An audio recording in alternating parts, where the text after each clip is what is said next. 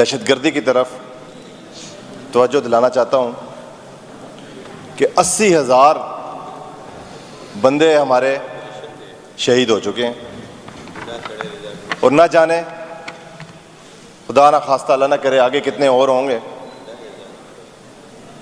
अभी तक हमारी कोई जामे पॉलिसी अभी तक नहीं बनी। हमें नहीं पता दहशतगर्दी ये कंट्रोल कैसे होगी। हमें ये नहीं पता हम कौन सी जंग लड़ रहे हैं।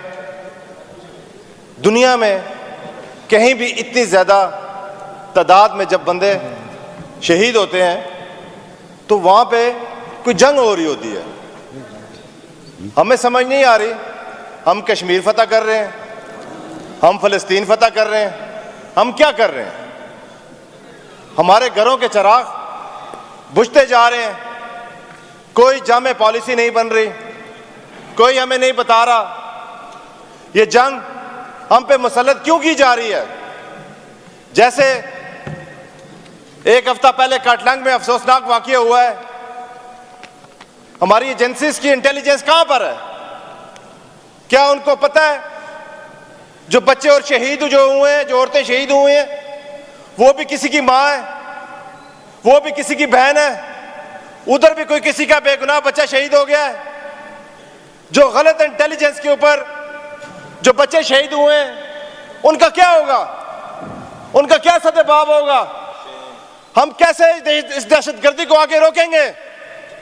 हमारी पॉलिसी देखें, हमारी सलामती कौंसिल की मीटिंग देखें, हमारे फॉर्म 47 के जाली वजीर आजम की टेंशन देखें।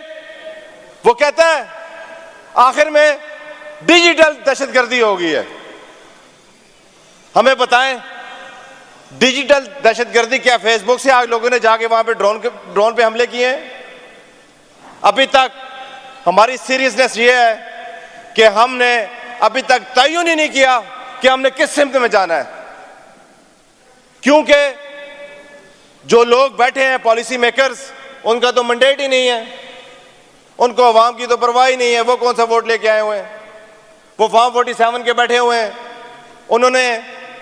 उन्हें दहशतगर्दी हो रही है और उन्हें तकलीफ सिर्फ और सिर्फ ये है कि पीटीआई वापस ना आ जाए। उनका सारा फोकस पीटीआई के ऊपर है। उनको इस मुल्क से कोई सरोकार नहीं है कि ये दहशतगर्दी क्यों हो रही है। उनकी मौजूदगी में ये दुनिया में कहीं नहीं होता कि पूरी की पूरी जाफर एक्सप्रेस ट्रेन अगवा हो जाए। पूरी दुनिया ने वो तमाशा देखा है। इस मुल्क में जब तक आप सही स्टेक होल्डर के साथ, इमरान खान साहब के साथ, जिसको इस अवाम का दर्द है, आप उनके साथ डायलॉग नहीं करेंगे, आप उनको ऑन बोर्ड नहीं लेंगे, मुझे माजरत के साथ ये कहना पड़ता है ये मुल्क इसका मतलब है कि आपकी नीयत ठीक नहीं है। आपने जो हालात पैदा किए हुए हैं इसकी मिसाल, इस जुल्म की मिसाल इस दुनिया में कहीं नहीं मिलती। मुझे अफसोस के साथ कहना पड़ता है कि ना हमारी कोई दाखिला पॉलिसी है, ना हमारी कोई फॉरेन पॉलिसी है। आज पाकिस्तानी पासपोर्ट दुनिया में 199 मुल्कों में से 195 नंबर पर है। जगह जगह से मुख्तलिफ लोगों से, मुख्तलिफ मुल्कों से पाकिस्तान के वीज़े के ऊपर बैन लगाए जा रहे हैं। लेकिन मजाल है कि इस हुकूमत को कोई फ़र्क पड़ता हो, इस वफाकी हुकूमत को कोई फ़र्क पड़ता हो कि ये क्या हो रहा है। इस मुल्क के इस पासपोर्ट की जिसकी इज़्ज़त करनी चाहिए थी दुनिया को, जो आगे जाना चाहिए था, वो दिन ब दिन रिवर्स होता जा रहा है। मैं साथ ही एक और बात करना चाहता हूँ स्पीकर साहब, जो बड़ी इंपॉर्टेंट बात है। आप, मैं और मेरे सारे ये पाकिस्तान तहरीक इंसाफ के भाई जो बैठे हुए हैं, जो लीडर्स बैठे हुए हैं, एक नाम पे वोट लेके आए हुए हैं और वो है इमरान खान। मैं निहायत ही अफसोस के साथ कहता हूं, जब मैं हल्के में जाता हूं और जब मैं इस असेंबली में आता हूं, मुझे शर्म आती है। मुझे शर्म आती है कि जिसके नाम का हम वोट लेके आए हुए हैं हमने उसके लिए अभी तक कुछ नहीं कर सके। वो 2 साल के तक अभी तक वो जेल में है। उनकी बहनों को मुलाकात करने नहीं दी जा रही। हम क्या कर रहे हैं? हमने क्या पॉलिसी बनाई है? हमारी कोई पॉलिसी है? मैं कहता हूं सिर्फ एक एजेंडा होना चाहिए, सिर्फ एक एजेंडा इस असेंबली में होना चाहिए कि इमरान खान की रिहाई कब होगी, हमने क्या पॉलिसी बनानी है, हम उसको कब जेल से रिलीज कराएंगे। सिर्फ एक पॉलिसी के लिए हम इधर आए हैं।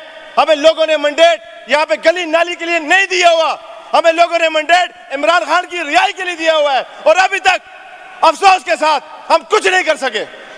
हम अभी तक ईद की नमाज, हमारा लीडर 4 करोड़ अवाम के हम नुमाइंदे यहां पे बैठे हुए हैं, बस शर्म की बात है कि इमरान खान को ईद की नमाज नहीं पढ़ने दी जा रही।